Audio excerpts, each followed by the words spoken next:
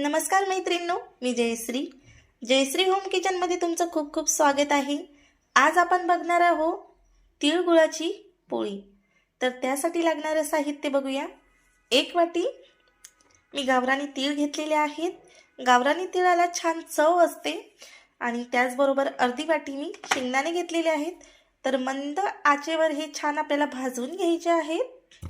तर मी एक पॅन घेतलेला आहे, त्यामध्ये हे छान आपल्याला मंद आचेवर भाजून घ्यायचे आहेत। खरपूस असे आपल्याला भाजून घ्यायचे आहेत तीळ हे।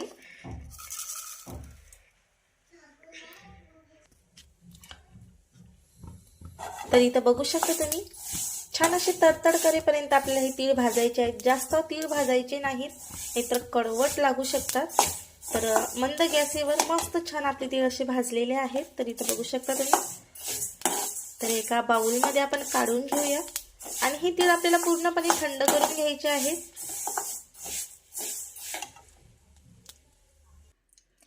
तर एका प्लेटीमध्ये आपण हे तीळ थंड करण्यासाठी काढून ठेवलेले आहेत। तर आता आपण शेंगदाणे सुद्धा असे खरपूस भाजून घेणार आहोत।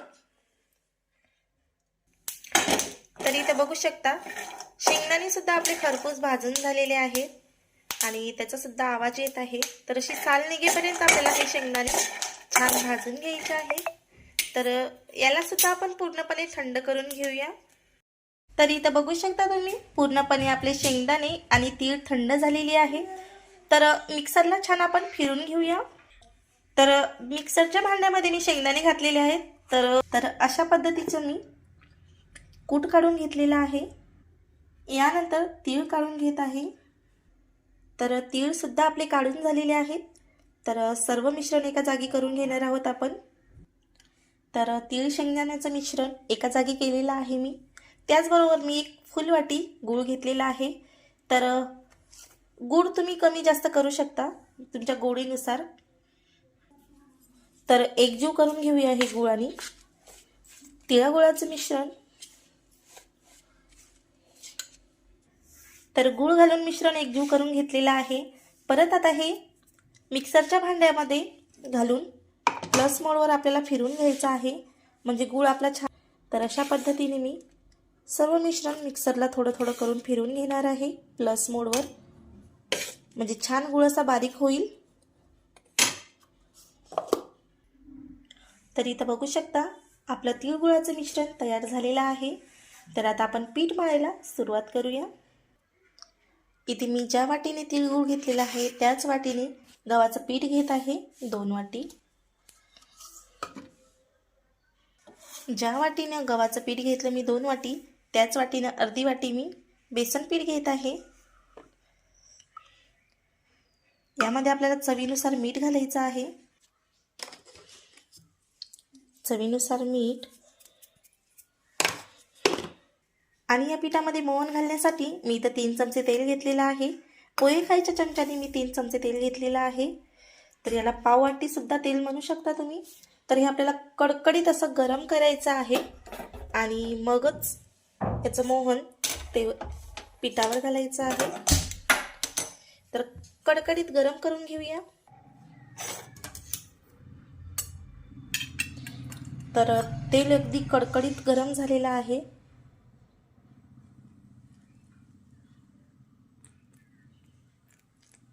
तर पिठावर घालून घेऊया।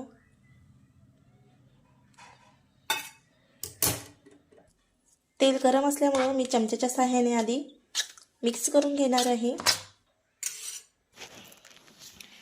तर मी पीठ छान आधी एकजीव करून घेतलेलं आहे। तर यावर आता आपल्याला थोडं थोडं पाणी घालून पीठ असं घट्टसर मळून घ्यायचं आहे।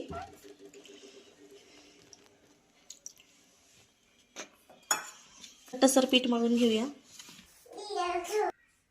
तर पीठ आपलं छानपैकी मळून झालेलं आहे। इथं बघू शकता तुम्ही, अतिशय मऊ आहे पण घट्टसर आहे। तर असं इतपत घट्टसर मी असं मळून घेतलेलं आहे। तर आपल्याला हे 15 मिनिटासाठी असंच रेस्टला ठेवायचं आहे। तर इथं आपली 15 मिनिटं झालेली आहेत आणि पीठ छानपैकी असं मुरलेलं आहे। इथं बघू शकता। तर आपल्याला थोडंसं अर्धा टीस्पून तेल घालायचं आहे आणि परत एक वेळेस असं छान मळून घ्यायचं आहे। तर छान असा पिठाचा गोळा घेतलेला आहे मी आणि हलकंसं पीठ लावून याला मळून घ्यायचं आहे. हलकंसं पीठ लावून याला लाटून घ्यायचं आहे. तर ही पोळी करण्याची खूप सोपी अशी पद्धत आहे. तर हलकंसं असं लाटून घ्यायचं आहे पुरी टाईप आणि मग यावर छान असं मिश्रण भरून घ्यायचं आहे. तर मिश्रण भरून घेऊया.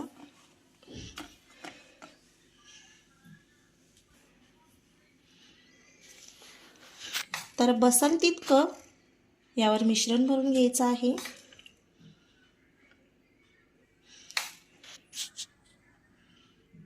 काटोकाट मिश्रण असं यामध्ये भरल्या जातं आणि अलगद असा जसं आपण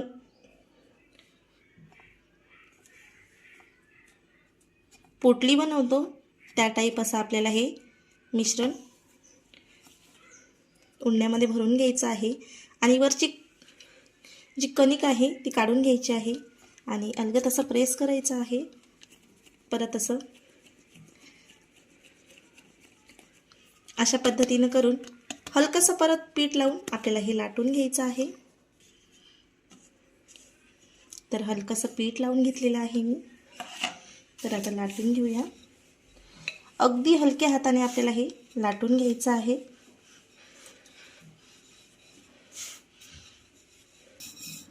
तर इथं बघू शकता आपली पोळी अशी एकदम छान अशी लाटून झालेली आहे आणि तर पोळी बघू शकता काटोकाट असं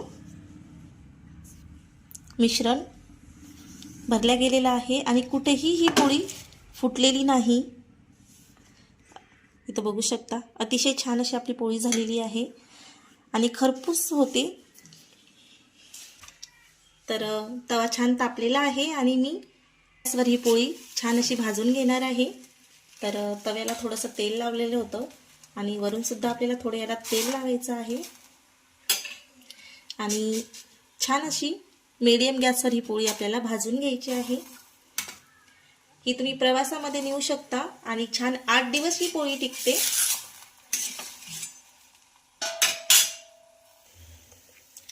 तर एक साईड मी छान पोळी परतून घेतलेली आहे आणि तुम्ही इथं बघू शकता अतिशय छान अशी आपली पोळी झालेली आहे.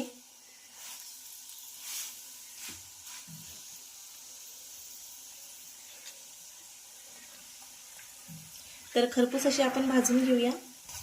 तर एक साईड आपली छान अशी पोळी शेकून झालेली आहे तर दुसरी साईड आपण शेकवत आहोत.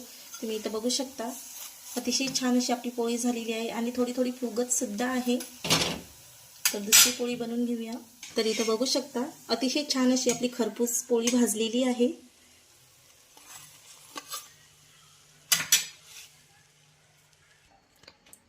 तर इथं बघू शकता आपली दुसरी सुद्धा पोळी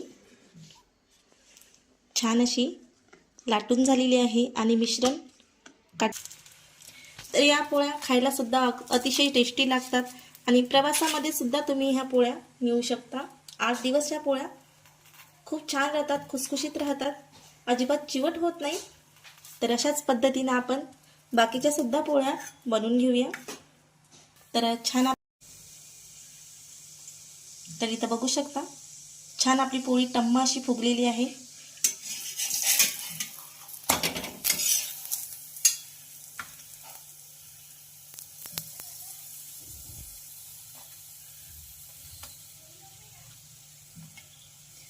मधोमध आणि काटोकाट हे मिश्रण छान असं भरल्या गेलेलं आहे आणि पोळी सुद्धा तुम्ही बघू शकता अतिशय टम्म अशी छान फुगलेली आहे. तर अशाच पद्धतीच्या आपण सर्व पोळ्या बनवून घेऊया. तर इथं बघू शकता आपली तिसरी सुद्धा पोळी अतिशय छान अशी टम्म फुगलेली आहे.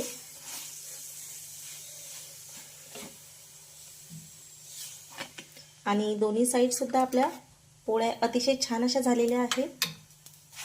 तर छान अशा खरपूस आपल्याला भाजून घ्यायच्या आहेत. ह्या पोळ्या खूप छान लागतात. तर ही आहे माझी शेवटची पोळी.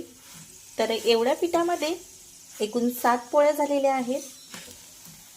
तर इथं बघू शकता कुठेही तुटलेली नाही, किंवा फुटलेली सुद्धा नाही. अतिशय छान अशा खरपूस पोळ्या झालेल्या आहेत. तर अशाच पद्धतीने इथं बघू शकता एकूण माझ्या 7 पोळ्या झालेल्या आहेत आणि एक पोळी तव्यावर सुद्धा आहे. अजून ती खरपूस भाजलेली नाहीये. तर रेडी झालेल्या आहेत आपल्या तिळगुळाच्या पोळ्या. तुम्ही इथं बघू शकता आणि अतिशय छान अशा झालेल्या आहेत. अजिबात चिवट वगैरे झालेल्या नाहीत. तर मग कशी वाटली तुम्हाला रेसिपी नक्की कमेंट करून सांगा. आणि असेच माझे छान छान व्हिडिओ बघण्यासाठी चॅनलला सबस्क्राईब करा. तुम्ही सबस्क्राईब केल्याने मला प्रोत्साहन मिळते. आणि असेच माझे छान छान व्हिडिओ बघत राहा. तर असेच माझे छान छान व्हिडिओ बघत राहा. धन्यवाद.